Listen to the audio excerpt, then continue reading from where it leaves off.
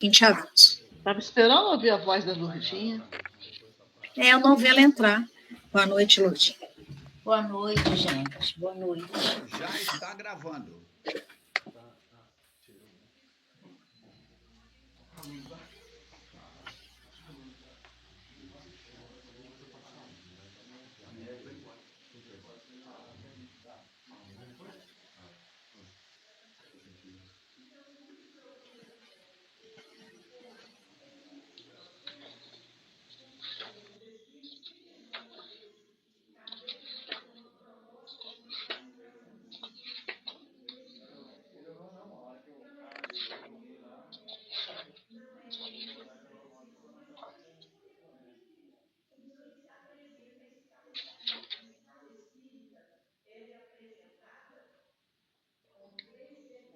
Ana, podia falar com o pessoal como é que vai ser o esquema da semana que vem, que o pessoal novato, que nós vamos fazer o estudo em grupo, embora tenha uma coordenação, para todo mundo ler, marcar, né? Sim, você quer você mesmo adiantar para o pessoal?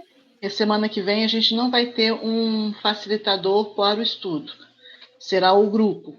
Então a gente vai fazendo uma leitura devagar do capítulo, é isso mesmo, dia 2 de fevereiro.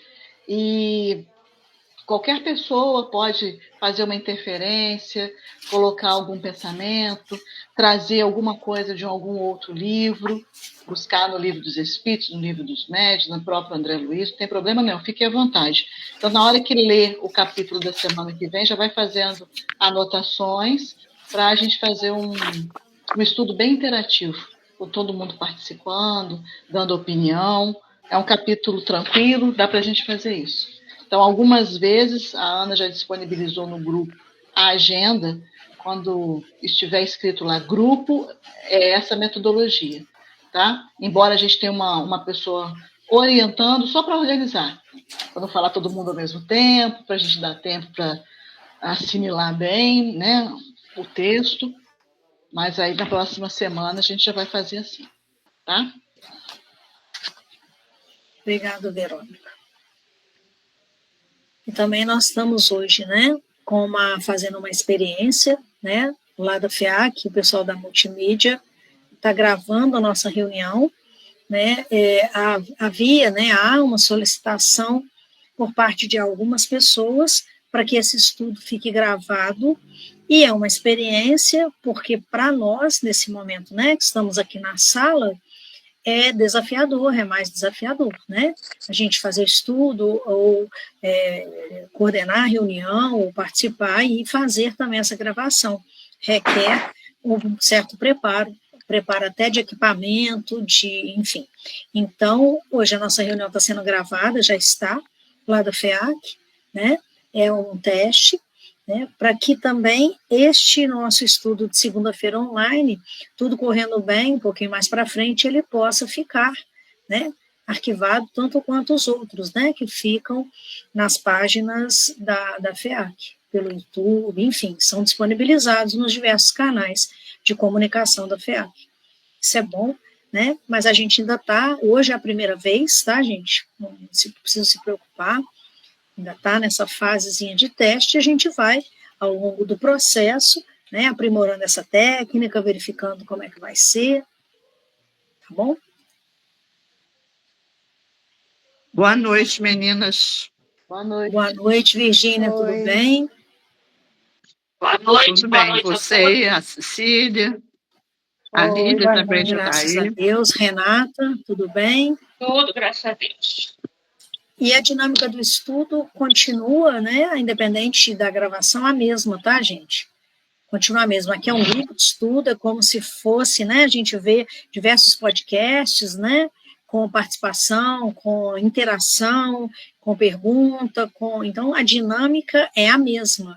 O estudo aqui é um estudo em grupo, né, não tem característica de palestra ou conferência, né, é um estudo em grupo, então a gente tem que ter, né, e preservar isso, essa característica do grupo, né, levantar a mãozinha, fazer participação, fazer comentários, que inclusive semana que vem a dinâmica do estudo vai ser assim, né, então a gente não perde essa característica, esse é o objetivo, né, E conforme eu disse, nós estamos numa fase de experimentação, tá bom? Boa noite a todos. Boa noite, Ronaldo, tudo bem? Boa noite a todos. Antes de iniciar a reunião, vibrações aí para minha esposa. Eu estou aqui no hospital com ela está internada em estado grave. Tá bom, Ronaldo, pode deixar. Nós estamos vibrando por ela. Qual que é o nome dela, Ronaldo? Helenice. Ok, pode deixar. Obrigado. Vai estar nas nossas preces agora, tá? Podemos, Ana? Sim. Por favor, Lourdinha, 8h15, nosso horário habitual, oficial. Então, nós sempre começamos o nosso estudo com uma leitura preliminar e a prece que será feita pela Lourdinha, por favor. É a lição 131 do Vida Feliz. Ante as dificuldades do caminho e as rudes provas da evolução, resguarda-te na prece ungida de confiança em Deus, que te impedirá resvalar no abismo da revolta. Um pouco de silêncio íntimo e de concentração, a alma em atitude de súplica, aberta à inspiração, eis as condições necessárias para que chegue a apaziguadora resposta divina. Cria o clima de prece como hábito e estarás em perene comunhão com Deus, fortalecido para os desafios da marcha. Então vamos orar. Divino amado Mestre Jesus, amigos espirituais, coordenadores deste grupo de estudo, agradecemos a oportunidade de estarmos aqui, agradecemos o amparo, a intuição para todos nós e te rogamos, Jesus, e amigos espirituais, que possam adentrar a todos os hospitais deste planeta e aliviar, acalmar os corações, colocar o remédio, se for da vontade do Pai, junto com o remédio da terra. Especialmente nós te pedimos pela Helenice, que ela possa receber o amparo, a proteção, assim como os familiares que a estarão acompanhando. Abençoa, Senhor, todos os trabalhadores da tua seara, onde quer que estejam. Especialmente nós te pedimos pela FEAC, por todos que ali se encontram, trabalhadores, frequentadores, os nomes deixados na recepção, no SOS, que todos possam ser atendidos em suas dores.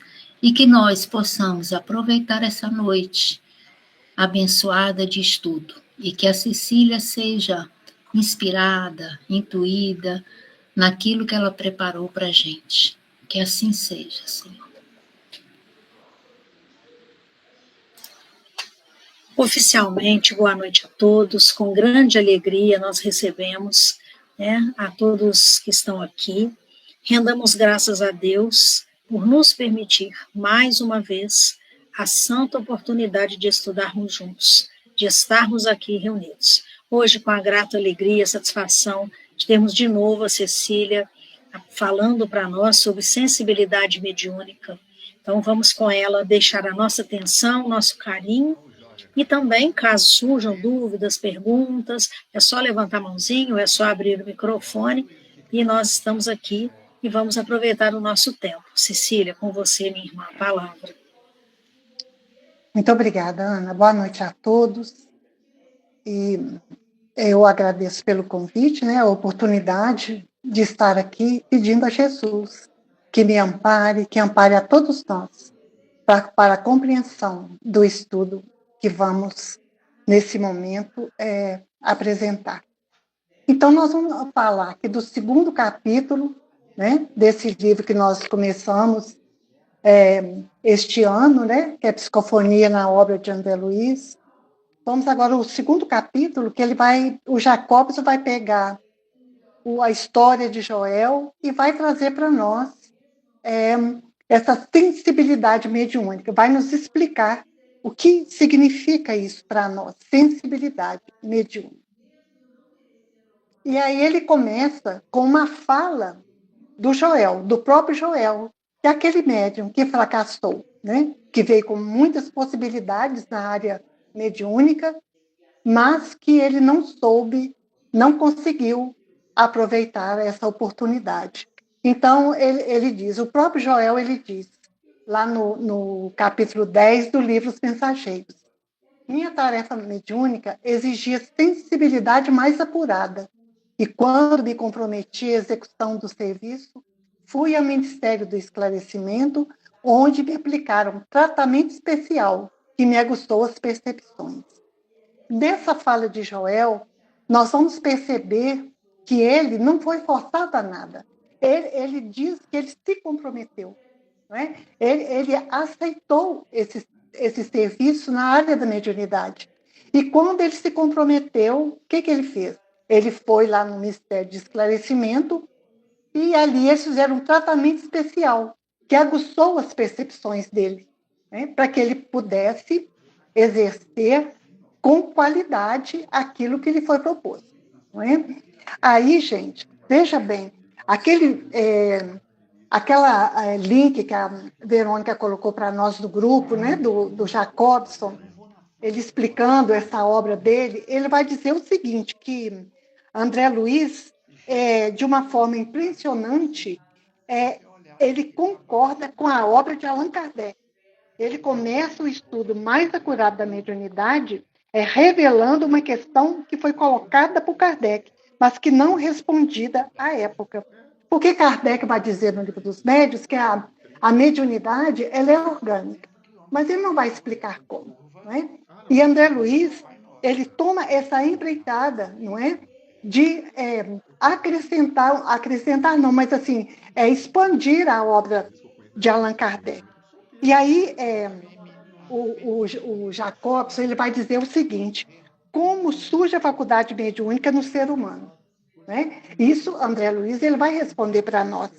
De onde ela provém, de onde ela surge no ser humano? Os espíritos disseram que é uma faculdade orgânica, de manifestação do espírito, de intermediação. Mas como ela surge? André Luiz ele começa o seu estudo no livro Os Mensageiros, falando exatamente como surge essa faculdade. Ele, nos médios, né, da Terra, em reencarnados. Então, assim, foi um tema, diz o Jacobson, que foi assim, muito corajoso, porque talvez as pessoas não percebam assim, a importância do estudo que ele faz no livro Os Mensageiros. Ali ele mostra que nós temos uma faculdade em um órgão preparado para percepções espirituais, que ele mais tarde vai revelar, que é a epífise. Lá no livro Missionários da Luz, ele vai falar sobre a epífise. Não é? E ele vai dizer que essa expressão que Kardec não poderia revelar, não é? Porque, na verdade, a ciência tinha pouco conhecimento dessa glândula, muito pouco. E quando André Luiz, há tempos atrás, quando estudávamos sobre os Missionários da Luz, em que a doutora de Liege foi fazer para a gente esse estudo, ela teve muita dificuldade de achar material para trazer para nós. Então, o maior material que tinha mesmo é a epífise, onde no Missionários da Luz, André Luiz vem trazer para nós.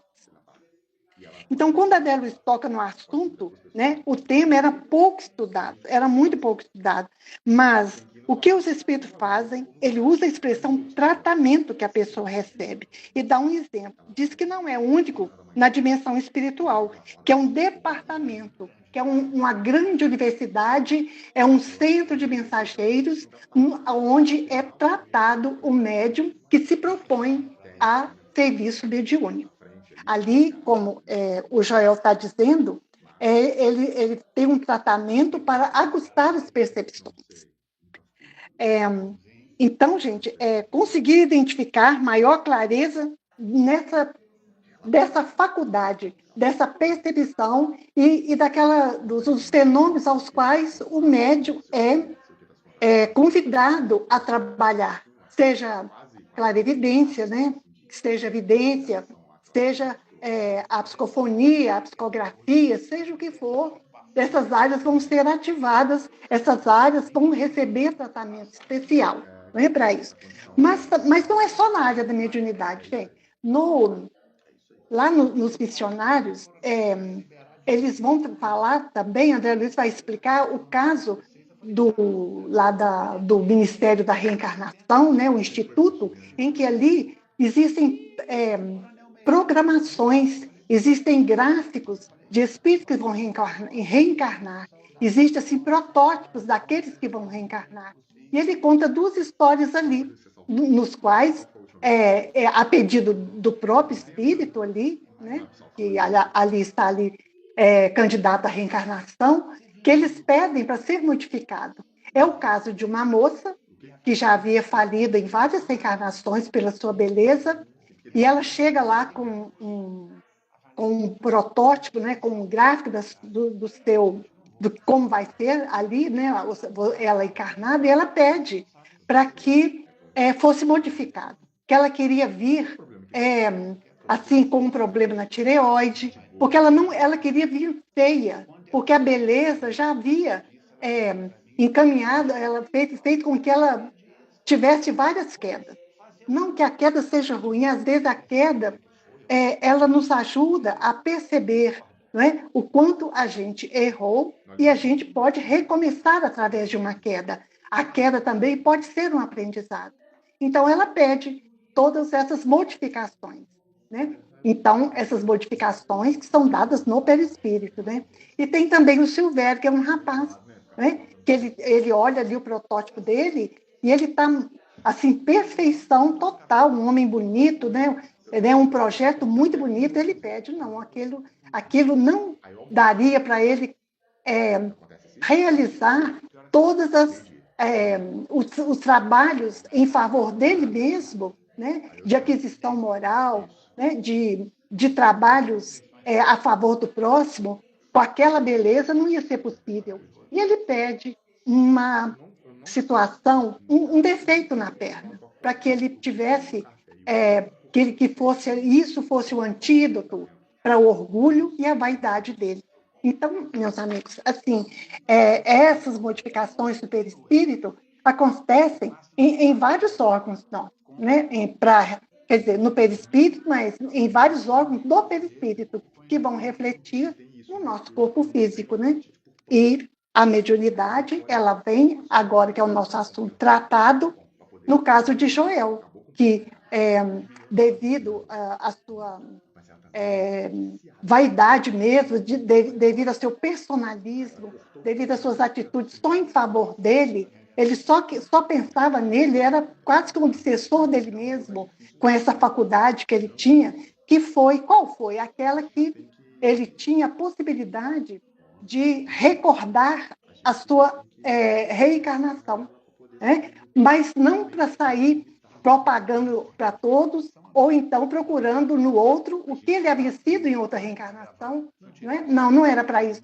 Era para que ele, vendo as quedas que ele teve, ele pudesse andar no caminho reto e naquilo que ele se propôs, que era trabalhar em favor do próximo. Mas então, aí o Jacobs, ele começa, então, a dizer para nós a respeito dessa fala de Joel. Ele fala, né, que cada médium terá percepções sensoriais dilatadas em tratamentos especiais antes da reencarnação, conforme a mediunidade a ser exercida. Então, para cada um de nós que trabalhamos na mediunidade, nós vamos ter dilatada, não é? Esses órgãos perispirituais para que nós possamos fazer um trabalho conforme o nosso comprometimento no mundo espiritual.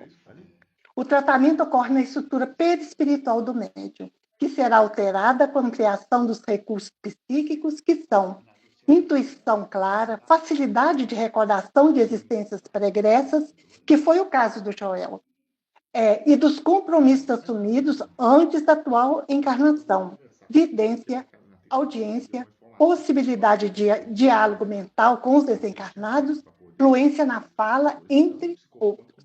Quer dizer, são vários capacidades mediúnicas que podemos exercer desde que antes da nossa reencarnação nós nos comprometermos, né, com esse trabalho. Então, esses recursos se projetarão no corpo físico.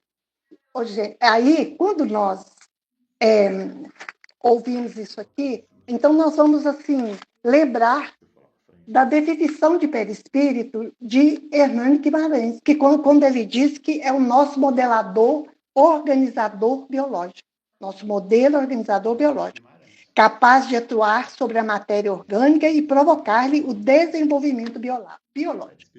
Então, gente, veja bem, quando ele está dizendo ali que o trabalho é feito no perispírito e vai refletir no nosso corpo físico, né?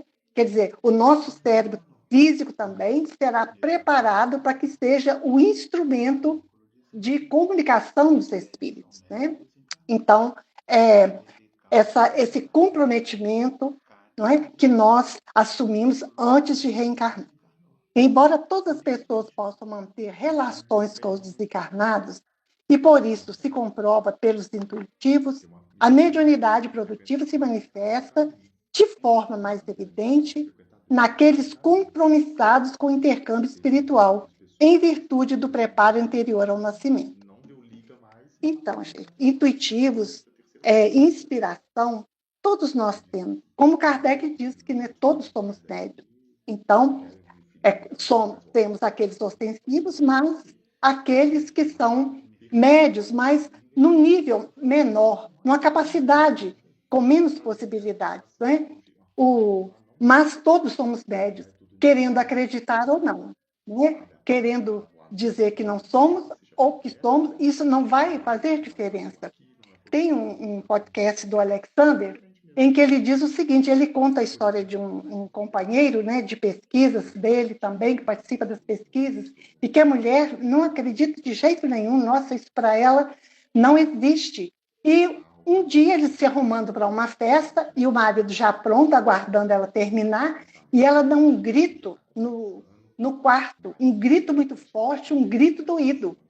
E aí, quando vão ver o que ocorreu naquela memorário, o pai dela havia sido assassinado naquele instante. Então, é essa mediunidade que Allan Kardec diz que todos nós temos, né? Essa intuitiva, essa de... o André Luiz ele vai dar um nome a essa mediunidade de... como é que é, Ana? Aquela que você recebe as intuições do outro? Esqueci como é que chama. Por exemplo, até... Influência? Não, nas obras de André Luiz tem até um capítulo em que a mulher está ali no leito de morte. Telepatia? Está no leito de morte. Telepatia, isso. Né? Um tipo de telepatia, quer dizer, parece que o pai dela pensou nela naquele instante, ela recebeu a mensagem. Né? É isso que André Luiz vem dizer para a gente sobre todos termos médicos.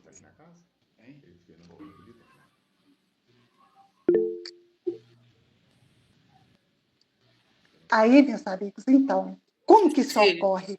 Oi. Cecília. Oi. Pode falar dele. Com licença. Quando ele fala nos recursos que projetarão no corpo físico, eu acho que entra o tempero que seria a questão moral, que vai conduzir o livre-arbítrio, não? Refletida no corpo físico porque é feito no perispírito, né? Agora, a qualidade dessa sensibilidade, realmente ela vai depender da moral, né?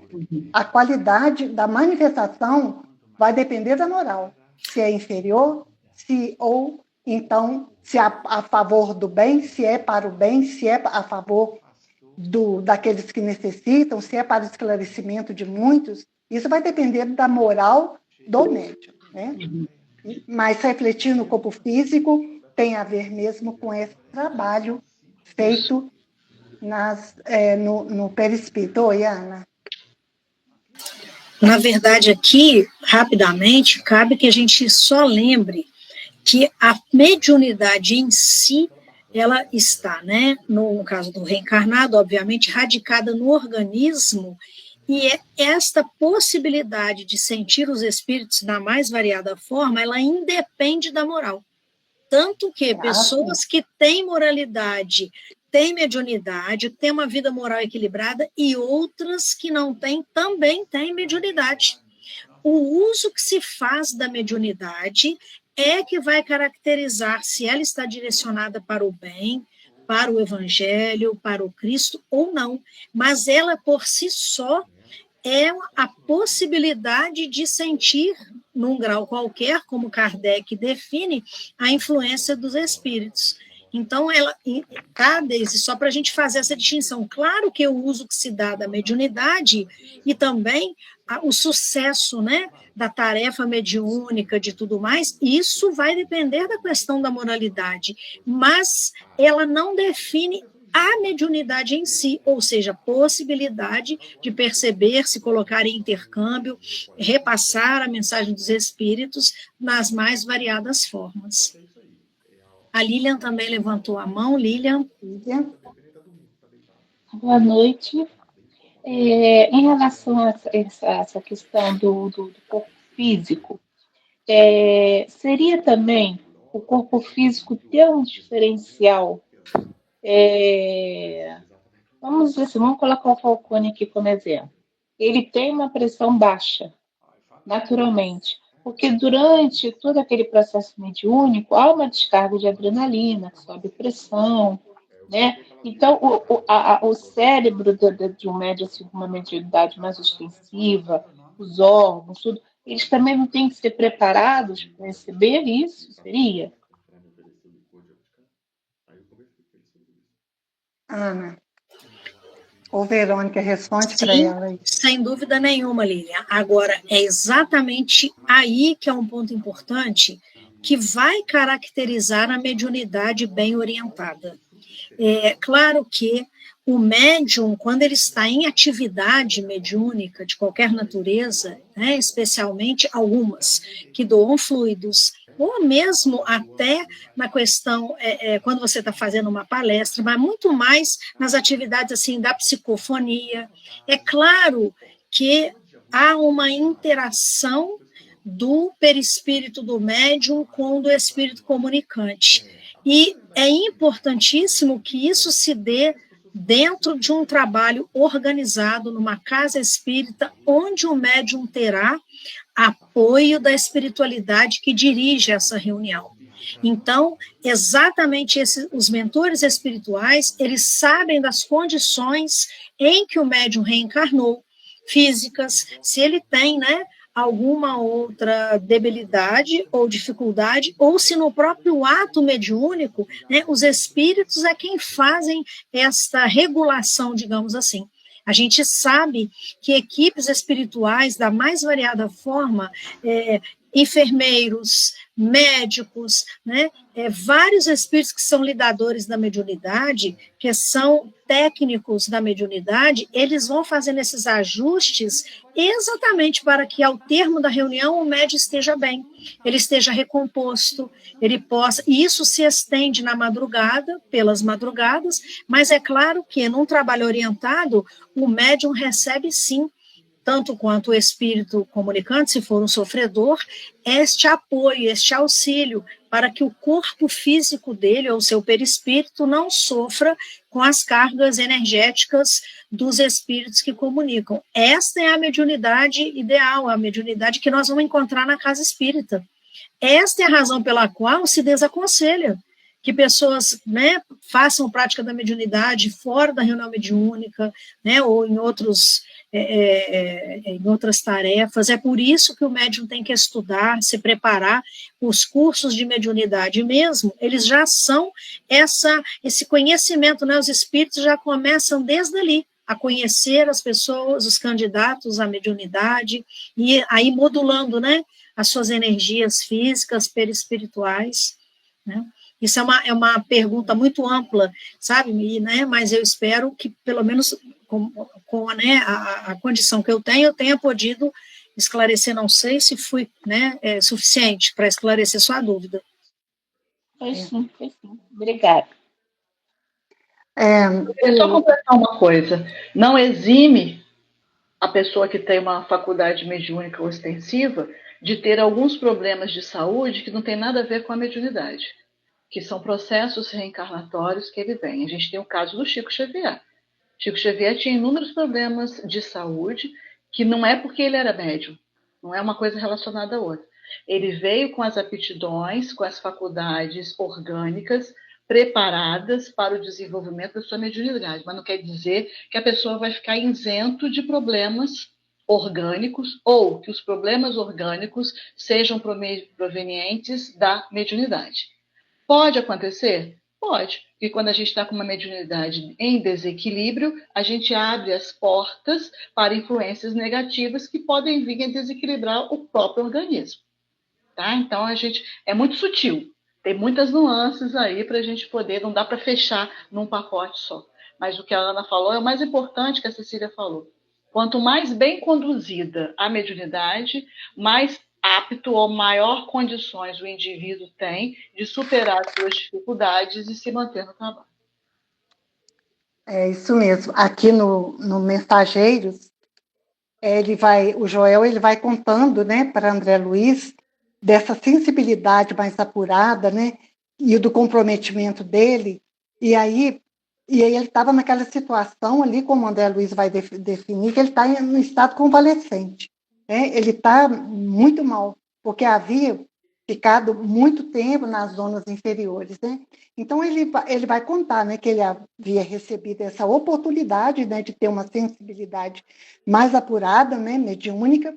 E aí André Luiz fala assim, mas você está nessa condição por causa desse tratamento que recebeu da mediunidade?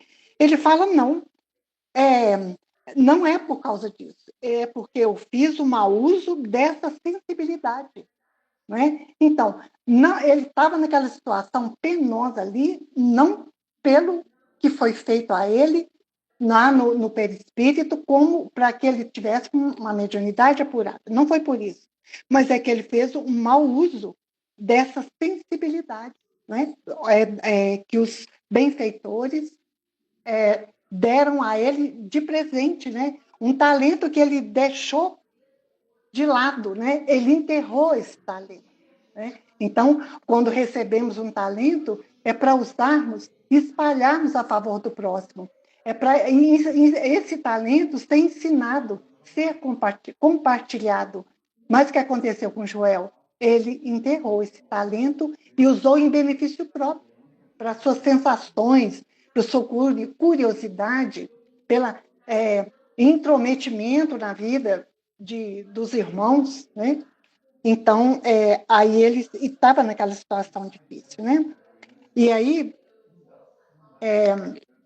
aqui nós temos aqui o espírito, né? O perispírito e aqui o corpo, né? Nessa proporção, né? E na Gênese, Allan Kardec vai dizer que o seguinte, que o espírito que modela o seu envoltório e o apropria às suas novas necessidades. Na verdade, quem comanda tudo é o espírito, né, gente? Tudo, através da nossa vontade, é o espírito que nos dirige, né? Sabemos que a mediunidade varia de pessoa a pessoa, o que indica que o procedimento dos encarregados da estruturação físico-mental dos médios são individuais, consoante a tarefa a ser desempenhada. Então, lá ainda nos missionários, André Luiz ele vai participar de um grupo mediúnico em que eles estão treinando a psicografia. A psicografia. E aí ele vai reparar, não é, que tem um médium que, quando ele está no trabalho de psicografia, ele vai dizer que a glândula pineal minúscula, ela se transforma em um núcleo radiante, em derredor, raios que formam uma flor de lótus, sublime, ele diz. Né? Já outros, em que ele prestava atenção ali, eles tinham a glândula, também apresentava luminosidade, mas em nenhum brilhava como um intermediário em serviço. Então, gente, cada um é um trabalho executado pelos benfeitores, pelo alto, de acordo com a necessidade do trabalho mediúnico, como aqui o Jacob está dizendo. Então, o tratamento atinge a emoção do médium e aumenta a sua sensibilidade a lugares, objetos, pessoas e determinados assuntos, afetando-lhe a forma de reagir às situações do dia a dia. Em razão disso, o médium necessita de uma constante vigília dos pensamentos e das emoções.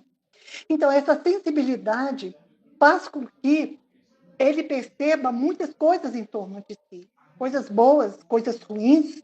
Daí essa necessidade de constante vigília. E outra, pode absorver aquelas coisas que não são benéficas para ele.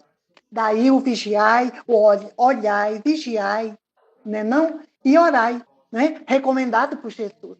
Então, ter uma constante vigilância dos pensamentos, né? Dos desejos, né? Das sensações, estar sempre atento pela sua própria capacidade que ele tem de absorver as coisas ao redor, as mensagens ao redor, aos espíritos que estão tentando influenciar e as influências do meio.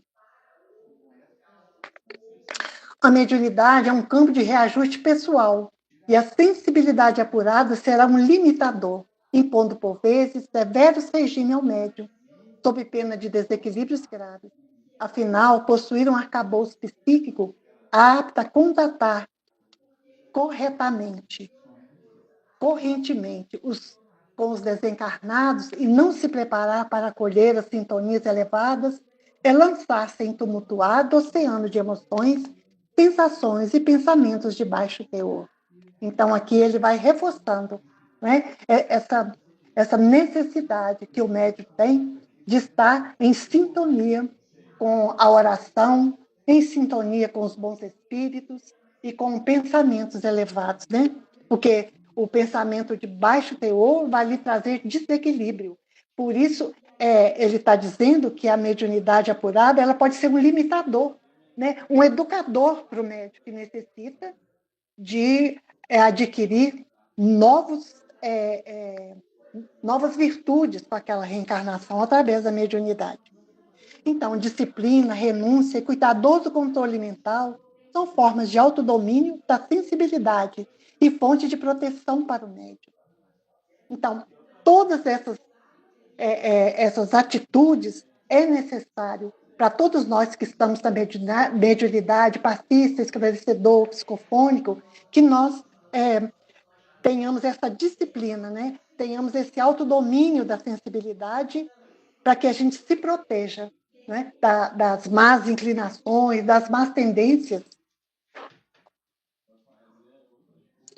A prática constante da mediunidade com Jesus harmoniza o médium, pois a mente médium, ao ajustar-se à mente comunicante, cria um fluxo elétrico-químico salutar no cérebro de ambos, com liberação de endorfinas causadoras de bem-estar.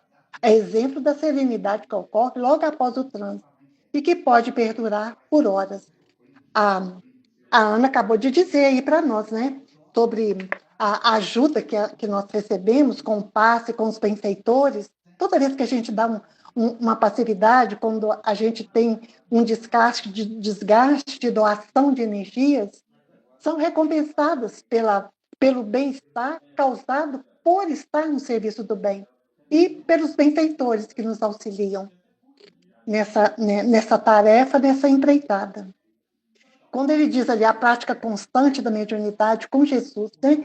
Então, a prática constante, porque é muito importante também nós participarmos os dias de reunião às quais nos comprometemos. Porque você vai numa, depois falta uma, aí vai na outra, e você vai se desestabilizando a sua mediunidade, o seu desejo de trabalho vai sendo prejudicado. Então, mesmo na ocorrência da manifestação de obsessores ou enfermos desencarnados, o benefício ao médium é inconteste, desde que este assegure o equilíbrio pessoal no serviço de caridade que preste. Então, mesmo que a gente dê passividade a obsessores, a pessoas que estão muito desequilibradas, doentes, né? a pessoa, a espíritos que chegam num processo de, por exemplo, outro dia o espírito dizia assim, que estava cheirando mal. O médium realmente ele sentiu o cheiro ruim, não é? Então, mesmo nessas condições, né? Se a gente faz aquilo com caridade, com amor, no final, tudo isso fica na sala mediúnica. Né? Esse é o objetivo, né? A gente ajudar caridosamente aquele espírito, não é?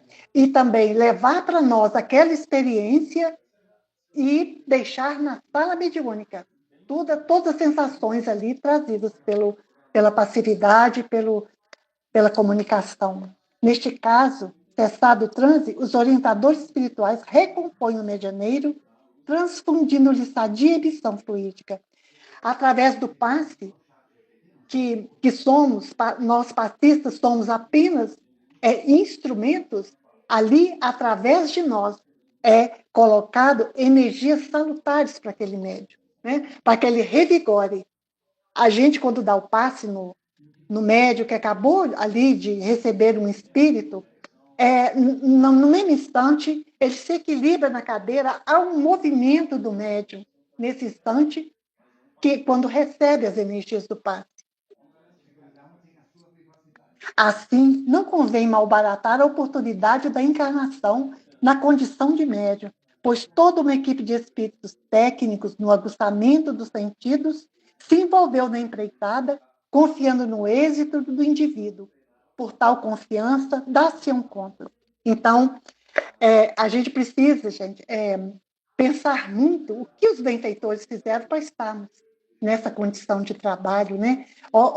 Tem alguns médiuns no livro aqui dos Mensageiros que ficaram 30 anos nesse processo de aprendizado e os espíritos ajudando, colaborando, né, para que ele possa resgatar os seus débitos. Né, na reencarnação, poder ter uma pessoa melhor com aquele trabalho mediúnico, né? Então, como foi o caso de Joel, a gente vai dar conta daquilo que não cumprimos. A gente vai responder por aquilo. Sabemos disso, né? A sensibilidade mediúnica apurada, ela é acréscimo de responsabilidade, não de privilégio do médium. O médium consciente e responsável, ele deve brindar-se à tarefa da enfermagem espiritual em favor do seu próximo, contribuindo para que este seja esclarecido e guiado ao reequilíbrio, dando curso ao impositivo da caridade.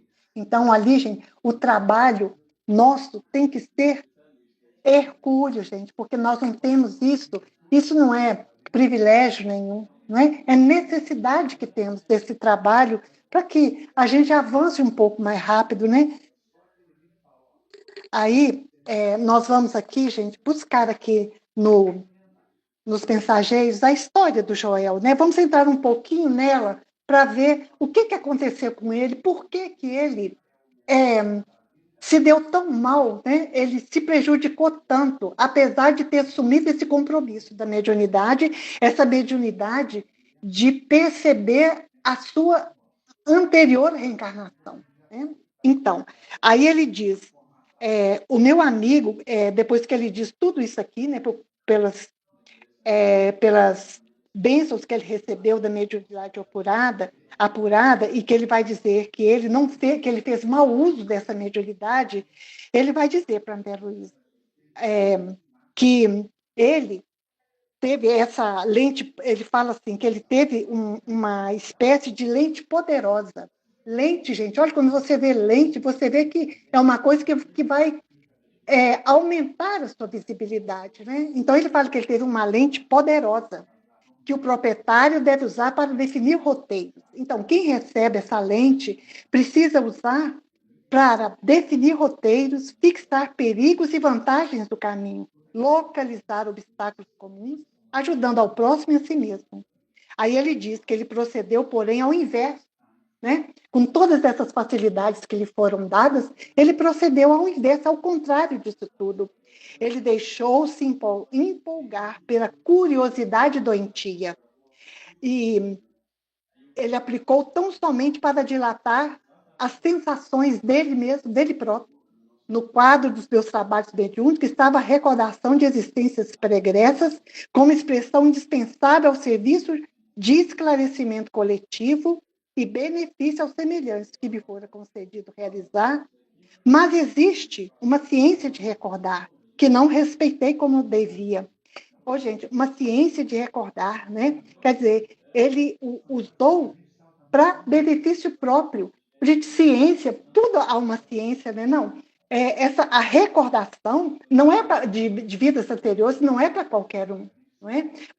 Você pode desequilibrar-se, né? Mas ele teve todas essas possibilidades de usar bem esse benefício. Só que ele diz, né? Eu fui um fraco e caí. Eu quedei diante dessa possibilidade, né? Hoje, ciência, não é? Para tudo que vamos fazer, precisamos de uma ciência, de conhecimento, precisamos de experiência, não é? Precisamos de ter estudo para fazer aquilo, né? Ele tinha tudo isso, ele foi preparado no mundo espiritual, né? Então, ele fala que para tudo existe uma ciência, a de recordar, ele não respeitou como devia. Interrompendo um instante a narrativa, né? Ele aguçava-me o desejo de conhecer a experiência, diz André Luiz, né? O André Luiz ele ficou assim muito preocupado com aquilo, e ele sentiu uma necessidade de entender bem, porque André Luiz está ainda aqui nos Mensageiros, ele está ainda num processo de aprendizado, né? Então ele disse que ele queria muito saber mais, né? Aí ele continuou.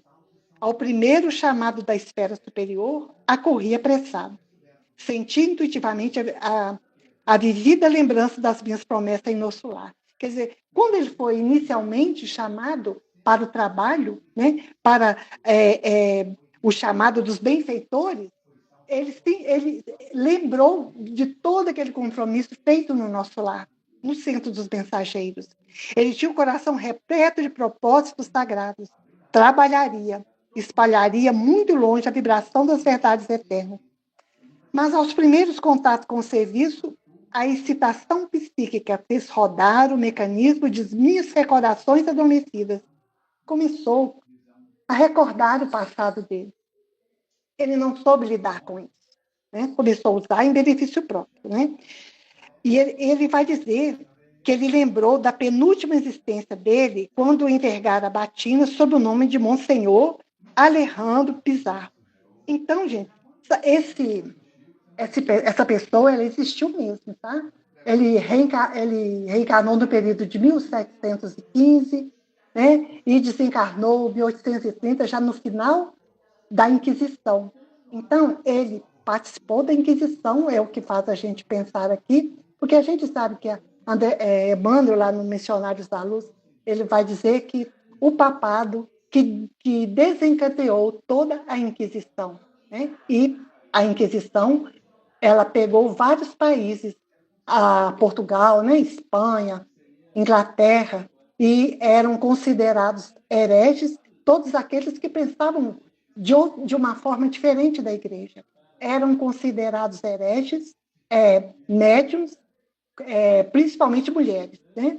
E curandeiras, pessoas que usavam a cura através das plantas, eram considerados hereges e eram levados, né, à guilhotina. Filósofos, né? Pessoas famosas, né, como Galileu Galilei, que a gente sabe que ele teve que negar, né, a sua descoberta, né, dizendo que a Terra girava em torno do Sol. Ele precisou negar para não ir para ser incendiado, ser morto através da guilhotina, né? Mas ele ficou isolado, né? Mesmo negando, ele não levaram ele para desencarnação, né? Mas ele foi excluído da sociedade. Ele foi prisão domiciliar. Prisão. Tinha que ficar na casa dele sem poder sair. Mais moderno, né? Mais moderno. É isso aí, gente. E aí, gente, a gente percebe também, a gente estudando, Allan Kardec, quando reencarnado como João Hus, ele também foi morto na fogueira, porque ele era contra as as cobranças da Igreja Católica, né?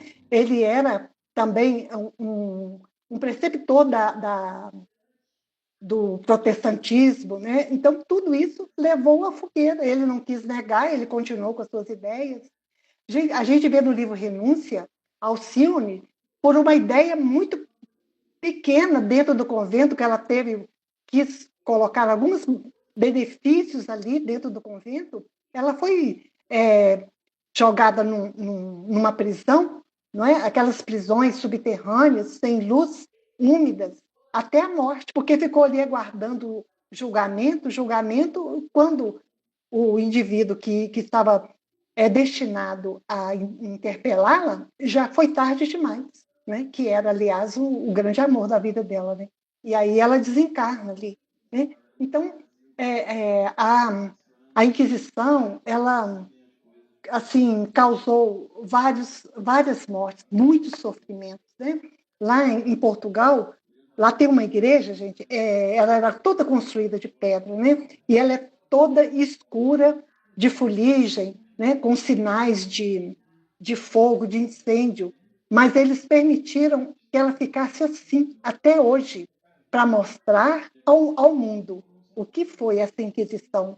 Ali foram presos judeus, que eram também um povo muito perseguido na Inquisição. Ali foi colocados judeus, presos e colocados fogo. Né? Então, foi muito dolorosa essa situação. E esse Monsenhor, né, essa reencarnação atual, ele fazia parte, né, nos últimos períodos da Inquisição Espanhola. Está vendo? Ele diz aqui, né? Foi então que abusei da lente sagrada que me referi, a volúpia das grandes sensações, que pode ser tão prejudicial como o álcool, né, que embriaga os sentidos, fez-me esquecer os deveres mais santos. Bafejaram-me claridades espirituais de elevada expressão. Desenvolveu-se-me a clarividência, mas não estava satisfeito senão em rever meus companheiros visíveis e invisíveis no setor das velhas lutas religiosas. Impunha a mim mesma a obrigação de localizar cada um deles no tempo, fazendo questão de reconstituir-lhes as fichas biográficas sem cuidar do verdadeiro aproveitamento no campo do trabalho construtivo. O que aconteceu, gente? Ele se tornou um caçador de reencarnação. Não é? Ele usou a mediunidade dele para isso. E aí ele foi encontrando aqueles que conviveram com ele em várias situações. Um que reencarnou cego, paralítico, né? O outro que, apesar da sua inteligência, né, era uma pessoa muito intelectual, ele era dono de uma zona rural e era uma pessoa muito simples, sem nenhuma condição econômica, não é? E trabalhava ali para sobreviver. Então, ele ficou nesse processo de ver o que aconteceu com aqueles amigos que conviveram com ele no ano em que ele esteve encarnado, de 1700 e alguma coisa até 1830. Né? Então, ele desperdiçou. Então, ele fala que não faltou advertência dos amigos espirituais, que não faltou advertência dos amigos reencarnados que trabalhavam com ele. Ali havia pessoas para serem evangelizadas, um orfanato para ser construído, um atendimento fraterno, mas ele deixou tudo isso de lado. Ele fala, esqueci que o Senhor me permitia aquelas reminiscências não por me satisfazer a vaidade, mas que entendesse a extensão dos meus débitos para com os necessitados do mundo e me entregasse a obra de esclarecimento e conforto aos feridos da sorte. E aí ele faz tudo o contrário, né? Essa é a história do Joel, né? Desse modo, passei a existência de surpresa em surpresa, de sensação em sensação. Eu que renascera recordando para edificar alguma coisa útil, transformei a lembrança em viciação da personalidade. Gente, ele começou a ser obsessor de si mesmo. Né? Ele paralisou no tempo ali, ó, com aquela ideia fixa em procurar reencarnações. Ah, você foi fulano quando você em outra reencarnação. Ah, você foi isso, foi aquilo. Ele ficava procurando. essas situações, né? Esquecendo do verdadeiro propósito que foi a reencarnação dele. Perdi a oportunidade bendita de redenção. E o pior é o estado de alucinação em que vivo. Então, ele começou a ter transtornos mentais. Ele tinha delírios, ele, né, tinha alucinação, ele tinha vertigens, né, naquela situação em que ele se encontrava ali quando André Luiz teve contato com ele, né? Então, ele começou a ter perturbações psíquicas, né? E depois, mesmo sendo submetido a tratamentos magnéticos, né, que o mundo espiritual não abandona ninguém, né? Ele tinha ali tratamentos magnéticos. Ele diz que ele ia ali no Ministério do Esclarecimento para receber esses tratamentos. Ele vai dizer, né? E aí, depois de tudo isso, né, ele entra num processo de alucinação, mas de repente ele mesmo cai ali na lucidez e ele diz: Joel, não se entregue às impressões do passado, volte ao presente de Deus. E aí, gente, nós vamos ver, né? Volte ao presente de Deus. Presente como dádiva de Deus, aquelas possibilidades mediúnicas que ele teve, e também presente no sentido do tempo. A Joana vai dizer para a gente, lá no Vida Feliz, que tempo, não é? E vento, quando passam, não retornam jamais, entendeu? Então, ele vai ter que recomeçar novamente. E aí, André Luiz diz que ele ficou muito admirado, né, com essa história do Joel, né, mas que ele foi um aprendizado enorme para a existência dele, para aquela existência, né? Então, o Joel, nesse... Só um instantinho, a Virgínia levantou a mão. Ah, Virgínia, fala, Zé. Não vi. Fala aí, amiga. Não?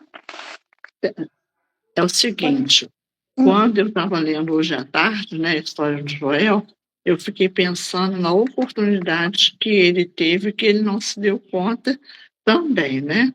No sentido de que cada reencarnação que ele descobria de alguém, ele via as condições. Então, assim, ele, em nenhum momento ele pensou assim, e eu fiz isso e aquilo, né? Numa outra encarnação eu posso vir, né, com essas deficiências. Existe uma lei de causa e efeito, e ele, em momento nenhum, ele pensou. Ele identificava, né, e ficava por isso mesmo, não trazia nada para ele, né?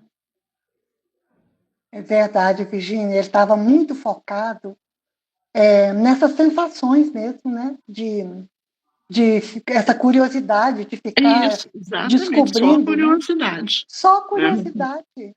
Ele se envolveu com aquilo, perdeu o foco da verdadeira reencarnação dele. E Deus é tão misericordioso, né? Que nessa situação que ele estava de curiosidade, ele podia ter aproveitado, né? E não teve. Pois é, mas assim, o Joel, ele não é exceção, né, Virginia? A gente, né, tantos médios, né, que a gente conhece, né, que faliram nas obras de André Luiz, né, a gente vê tantos que reencarnam com tantas possibilidades e, de repente, ele há uma evasão, né, do trabalho mediúnico, né? Cecília, mas a Ângela também levantou a mão. A Ângela. Oi, Ângela. Ângela.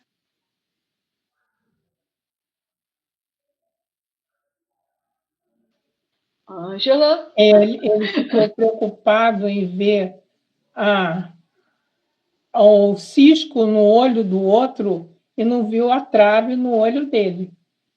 Né? É muito mais fácil a gente ver o defeito do outro do que olhar para dentro e ver o que é que eu preciso melhorar. Isso mesmo. Aí depois vem, né, cada um de acordo com as suas obras, né? Isso aí. Lília. Obrigada. Lília. Mas o que aconteceu com ele falou, citou o álcool, né, que ele ficava embriagado, ele ficou viciado em endorfina, né? Porque isso devia dar um bem-estar dele ficar sabendo a curiosidade, né, que aguçava, devia causar um bem-estar nele. Ele acabou ficando viciado nas próprias substâncias do corpo dele. Aí ele ficava sempre buscando mais, igual um drogado, né? Isso mesmo, Lília. Né, apesar de ter recebido, né, no mundo espiritual tanta ajuda lá, né, ele veio convicto de que ia realizar, mas chegou aqui, ele se perdeu, né, coitado, se perdeu. Agora está lá, né, sofrendo as consequências, né, e isso vale para todos nós, né, exemplo para todos nós, seja o que for, né, porque missão todos nós temos, pode não ser mediúnica, mas tem outras missões. O Livro dos Espíritos vai falar para a gente que todos nós temos missão. Missão com a família, de criar um filho, de construir um prédio, de limpar uma rua, todos nós temos, ninguém reencarna ao acaso, né? Então, assim, que qualquer que seja a nossa missão, o nosso comprometimento no mundo espiritual, né, com aqueles que avaliam a nossa reencarnação, que a gente possa estar sempre refletindo, né? Qual é a minha tendência, né? O que é que eu estou trazendo para a minha vida que está me prejudicando? A gente sabe, não é? É só refletir um pouco, né? O estudo que já temos já nos leva a esse esclarecimento, né? Aqui, então, gente, ele chega no mundo espiritual quando nós, né? Quando nós chegamos no mundo espiritual, ninguém vai perguntar o que nós fomos, qual o conhecimento que temos daquele fulano que estava reencarnado, o que ele foi. Não, o que importa é o que a gente fez nessa encarnação. É isso que vai contar para nós, né? No mundo espiritual. Isso é que vai. Então, a gente reencarna para viver a existência atual, não para ficar buscando alhures, né? Não interessa a passada, não tem como mudar. A passada não tem como mudar, né? Nós temos, então, é a partir de agora, né? Não tem como modificar, né? O que podemos construir é a partir de agora. E o futuro, ele é construído através desse presente. Ficar levantando ficha reencarnatória, desviando o foco do presente, isso só vai nos prejudicar, nos trazer grandes transtornos e mais débitos, né? Já que já reencarnamos com tantos, e vamos levar mais. Mais alguma coisa, amigo? Alguma acrescentar para nós? Cecília, eu queria te pedir a gentileza de voltar alguns slides. Vai voltando, por favor. Eu queria fazer um comentário. Pode voltar. Mais um. Sobe. Mais um? Não, esse mesmo.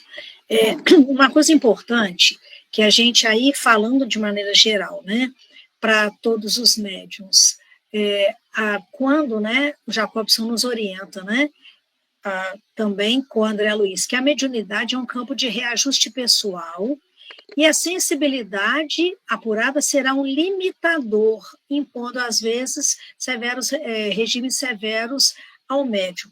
Então, a gente recorda que André Luiz, ele tinha já um espírito estudando, já trabalhando, quando ele ia descer, né, naquelas regiões mais trevosas, mais pesadas, ele não aguentava, ele começava a sufocar. A gente lembra disso? André Luiz, né? Ele tinha dificuldade enorme com essas regiões. Por que a gente está lembrando disso? Para que a gente saiba que nós estamos nessa reencarnação, em todos os sentidos, mas aqui, né, para o que nos toca, mediunicamente, perfeitamente ajustados ao que a gente dá conta, ao que a gente suporta, ao que a gente tem que fazer, né, ao que o nosso corpo físico e perispiritual, psíquico, veio preparado para fazer. Então, às vezes, a gente assim, né, fica achando, né, ou olhando, eu queria ser vidente, eu queria não sei o quê, eu queria psicografar, eu queria... Não é por aí. né? Primeiro que tudo isso faz parte desse arcabouço de preparação, e também porque nos impõe severos regimes. Nem todo lugar a gente dá conta de ficar, de entrar, nem todo ambiente é saudável ao médium, nem todo... Você fala assim, nossa, mas a pessoa consegue em determinado lugar, sai ótima. Eu, às vezes, fico mais assim, um pouco mais, né? Tem certos assuntos, certos programas de TV, certos conteúdos da internet, porque a nossa sensibilidade, a sensibilidade mediúnica, ela tem esta característica. É o que está falando aqui, sob pena de desequilíbrios graves. Afinal, possuir o arcabouço psíquico apto e etc., né? Você está sempre em sintonia com a espiritualidade. Então, nós temos que ter muito cuidado com isso e cuidar da nossa condição psíquica, mas dando um passo do tamanho da nossa perna. Isso é muito importante, eu fiquei pensando nisso, e também, conforme o nosso companheiro, né? Ele não teve, agradecer a Deus, nós estamos protegidos dentro daquele tamanho. É claro que a mediunidade ela é desenvolvida ao infinito, mas a gente saber lidar com as faculdades, com as potencialidades que nós temos atualmente, e trabalhar incessantemente nelas, porque senão a gente fica também, né, querendo dar tiro para todo lado e acabam que não desenvolvemos aquilo que nos cabe desenvolver. Obrigada, tá? Obrigada, né, Ana? Muito obrigada. É isso mesmo, Ana. A gente não somos ainda um Chico Xavier, né, que podia entrar em qualquer lugar que fosse, que ele era imune a todas as sensações ali do ambiente, né? E quando ele entra, né, naquela casa ali daquelas moças, né, que vendiam o corpo, que tinha aquele trabalho doloroso ali, o que ele faz? Ele coloca todas para rezar e sai dali mais limpo, mais saudável, a mente mais iluminada do que entrou, né? Nós ainda não estamos nesse patamar, né? Por isso que a gente precisa vigiar, né? Como a Ana disse aí, né? E o Jacob está falando aqui para nós, né? Desse cuidado que a gente tem por causa da sensibilidade mediúnica, né? Que pode nos colocar num tumultuado oceano de emoções, né? Se não tivermos o cuidado adequado. A gente podia resumir o capítulo todo numa palavra só: responsabilidade. A responsabilidade do médium de se autovigilar, de ter o controle, de ter um reajuste pessoal, para ter o controle dessa sensibilidade e saber desempenhar o papel da melhor maneira possível, se resguardando também. Verdade. Bom, a minha parte eu já encerrei e agradeço pelas colaborações, agradeço muito, viu, gente, pela caridade de ouvir, de ficarem aí atentos. Muito obrigada, viu? Nós te agradecemos, Cecília. Eu vou passar a palavra, devolver a palavra à Verônica, né? Para ela fazer as considerações, o encerramento. Se alguém quiser ainda colocar mais alguma coisa, falar alguma coisa, fique à vontade. Gente, depois disso, então, né? Agradecemos demais, viu, Cecília, pelo trabalho de hoje, importantíssimo, muito lúcido, muito bom. E aí, Verônica, está com você, tá, amiga? Agradecendo mais uma vez aí a Cecília, agradecendo a todos pela participação, convidando a todos para a semana que vem ler o capítulo para a gente poder fazer um trabalho em equipe, em grupo, isso é muito importante, vai enriquecer. Ler o livro do André Luiz, que o Jacobson pega no capítulo como referência, que isso nos ajuda a entender todo o processo, né, que ele está falando ali. E vamos trabalhar, né, gente? Porque quem está na chuva é para se molhar, e nós estamos. Então, vamos lá. Alguém aí se candidata? Fazer a prece final? Candinha, você faz para gente? Então, tá bom. Então, vamos lá. Senhor Jesus, nós agradecemos, mestre querido, por esse estudo do livro Psicofonia. Agradecemos a Cecília, que tão bem destrinchou, né, para nós E queremos pedir, mestre querido, por todas as pessoas que estão doentes nos lares, nos hospitais. Pedimos pela FEAC, por todos os trabalhadores, pela coordenação, pelos nossos familiares queridos. E pedimos, Senhor, que sempre fique conosco, nos dando saúde, nos dando força, coragem e, sobretudo, paciência. Muito obrigada, mestre. Pedir para Helenice, esposa do Ronaldo, que está necessitando das nossas vibrações. Está internada, que ela possa receber, Senhor, as bênçãos do mundo maior neste momento. Que assim seja. Boa noite a todos e muito obrigado. Que assim seja. Uma boa noite, gente. Boa noite a todos. Até semana, se Deus quiser. Boa noite a Ai, que todos. linda! Ai, que gracinha! Manda beijo. Linda.